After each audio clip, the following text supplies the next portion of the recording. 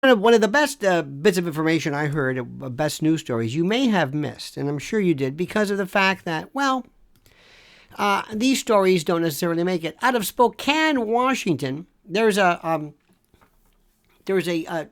general store, Ace Hardware, in one particular piece, and part of the city, and they reported that they were offering toys about 3 years ago, and what they found out was that people are loving, and kids in particular, are loving classic traditional toys.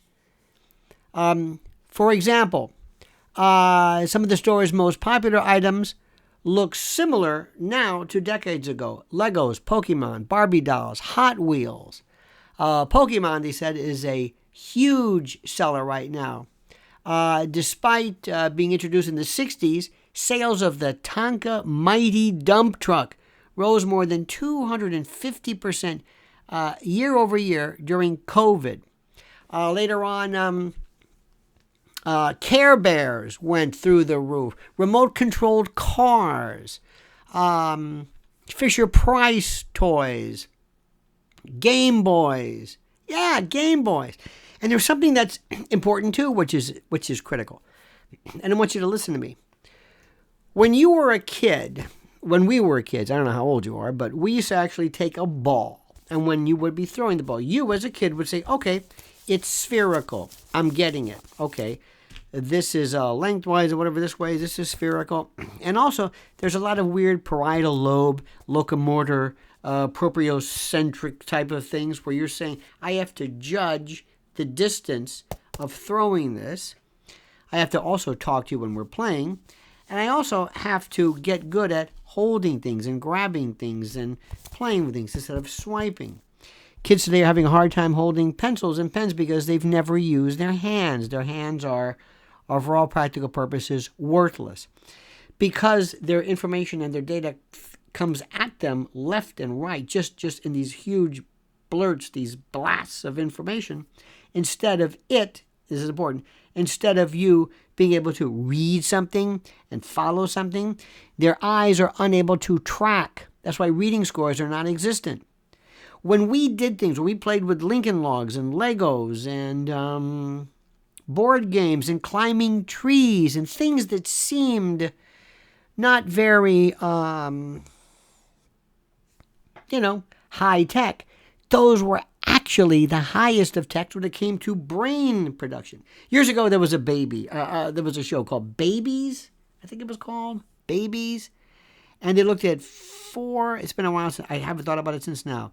They looked at an American couple, Japanese, kind of upper high-end couple, Mongolian steppes, and then there was this one, it was a village, this area, somewhere in Africa. The American kids had high-tech toys. Japanese kids had high-tech toys. The parents were kind of not exactly engaged as far as this was concerned. The Mongolian steppes, they had animals and kids out there playing basically in dung, and huge pack animals were stepping over the kid. Nobody was hurt, nobody was crushed. But the kid in Africa played, guess what? You know what its favorite toy was? An empty, like a 2-liter bottle, and a rock. That's it. A rock. And this empty, flattened bottle. But here's the difference. The parents, the mother in particular, always had that kid next to her. They were always talking to the kid. Always. The kid was happy. Had no idea. Didn't want a Game Boy. Just by virtue of this constant stimulation. Later on, they showed the kids growing up after. The kid from the kid who in Africa probably never had any kind of vaccine. I don't want to go there, but lived in what you might consider squalor and filth and all that stuff. Was the happiest, the most well-adjusted, smiling. But the kids from the U.S. in this Tokyo family, typical, no eye contact, boring, vapid, insipid, disconnected, unconnected, cold, Weird, right? So these toys, first of all, show a reintroduction and a reconnection with tradition. Here in New York, by the way, at Rockefeller Center with the trees, people, it's packed. Notwithstanding protests and crime, packed with families recognizing going back to Christmas. This past weekend in Jersey, in Bloomfield, all these family events and Christmas events and just, it's like they're coming back. People recognize this. You're going to start seeing more people buying things at commercial outlets in small towns and main streets. And that's what we're seeing. We're seeing, it's not a fluke. It's not just something that's just happening out of nowhere. It's real. And there's a reason why it's beneficial. There's a reason why we did so well when we appreciated that.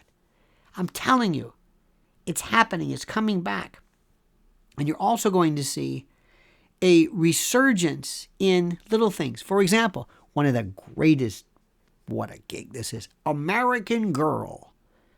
Think about it. Packed. You couldn't get near this thing. They're standing in line. It's expensive. But what is it? It's a celebration of binary, little girls, feminine, dolls, tradition, gender,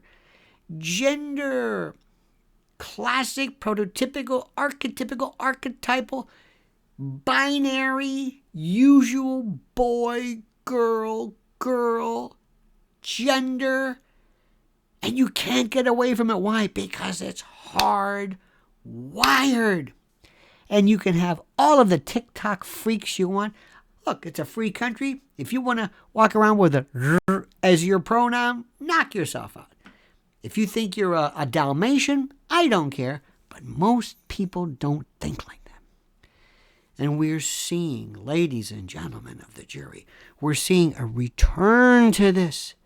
Toys, Tonka. Remember when I was a kid of the 60s. It was wonderful. We had wood burning sets and pellet guns and spirographs, and we were always doing something and moving hands, and it was, and we thought it was low tech. No, it was high tech by virtue of the involvement.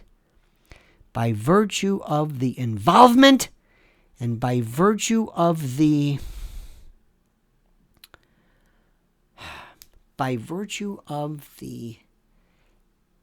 connection that you had to have and you had to implement in order to appreciate it. What do you think, dear friend? Please like the video, subscribe to the channel, hit that little bell so you're notified of live streams and new videos. Subscribe to us, I think I told this, and more importantly, make sure you comment as you see fit.